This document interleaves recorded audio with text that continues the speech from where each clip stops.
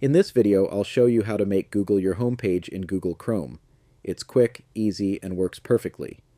First, open your Google Chrome browser. At the top right corner, click on the three dots, and then select Settings from the menu. Once you're in Settings, look on the left sidebar and click on Startup. Here, choose the option that says Open a specific page or set of pages, then click Add a new page. Now type www.google.com in the box and click Add or OK. That's it. From now on, every time you open Chrome, it will automatically start with Google as your homepage. Now here's a quick bonus tip. Let's also make Google your default search engine. Still in the Settings menu, go to Search Engine. If you see something like Yahoo, Bing, or MSN, click the drop-down and choose Google, then click Set as default.